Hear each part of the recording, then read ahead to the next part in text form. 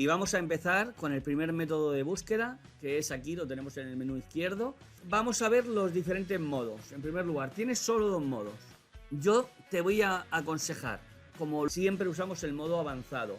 Si usas el modo simple, que no tienes marcado el modo avanzado, nosotros lanzamos por ti unas 10 consultas en Google utilizando esta palabra. Le añadimos, por ejemplo, blog, sacaríamos una búsqueda que sería blog ciclismo, revista de ciclismo, así. O sea, usamos Footsprints y usamos búsquedas por ti. Vosotros solo has puesto el sector. Yo, como profesional experto ya en Link Affinity, estaría bueno que yo no fuera experto en Link Affinity.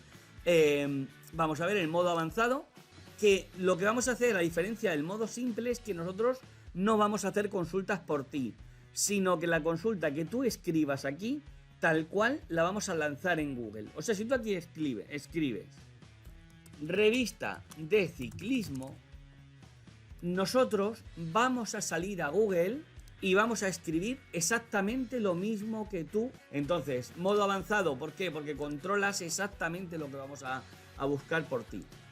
No estamos buscando competidores, estamos buscando posibles socios de enlace. Cuando buscas en Google posibles socios de enlace, no tiene sentido que tú pongas aquí comprar bicicletas, porque te vas a encontrar a todos tus competidores. ¿Qué es lo que ocurre? Que hay gente que pone aquí comprar bicicletas. ¿Por qué? Porque quieren posicionarse para comprar bicicletas. Eso déjalo para la afinidad de ranqueo, que es en la configuración, recuérdalo, pero no para la búsqueda de prospect. La búsqueda de prospect te voy a dar otro consejo, un consejo para mí súper valioso. No pienses en producto y piensa en sector. Por ejemplo, te voy a poner un ejemplo.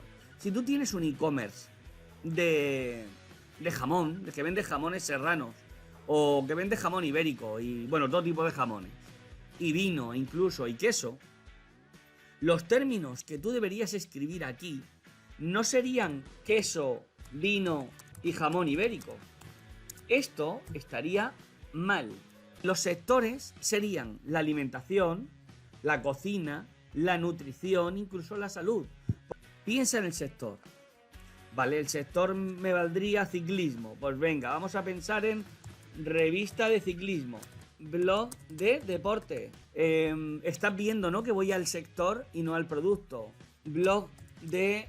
también podría ser de ciclismo. Venga, y revista de deporte. Con esto, aunque tú no lo creas, vamos a hacer estas consultas en Google y aunque tú no lo creas, vas a recibir ya bastantes prospects. No es necesario tener miles y miles de prospects dentro de tu proyecto, sino saber cuáles son los que te interesan. Y luego te voy a dar otro consejo. Puedes usar herramientas tipo Answer the Public o keywordtool.io, cualquier herramienta de sugerencias, incluso Google te vale para ver sugerencias de términos. ¿Para qué? Para ver qué preguntas se suelen hacer sobre una temática, porque sueles encontrar artículos de blogs que podrían hablar de tu web. Vamos a ver. Si tú pones aquí cómo adelgazar haciendo bici, nosotros, si lo tienes en el modo avanzado, siempre sería lógicamente en el modo avanzado, porque si no lanzaríamos blog de cómo adelgazar. Vale, pues tú, cómo adelgazar haciendo bici, empiezas a encontrar sitios que potencialmente pueden hablar de Buobike y tienen relación con el deporte y tienen relación con la salud, etcétera. Ya tienes, esto ya en la creatividad que tú tengas, me refiero. Si tú haces búsquedas en Google y encuentras que poniendo Bici Magazine encuentras sitios interesantes, pues lo podrías añadir. Y una vez has hecho la consulta, la vas a tener aquí abajo guardadas, pero aquí tenemos dos opciones dentro de acciones que son, yo creo que son bastante clave en esta parte. Sobre todo esta de la recurrencia. ¿Qué hace la recurrencia? Si tú le das aquí y pulsas añadir recurrencia, lo que va a hacer la herramienta es mensualmente lanzar esta consulta de nuevo y va a traer prospects que no estaban. O sea, si yo la consulta la he hecho este día, a esta hora, dentro de un mes me la va a lanzar sin que yo haga nada y me va a traer sitios que no estaban en esta fecha. O sea, sitios nuevos que están posicionando en Google.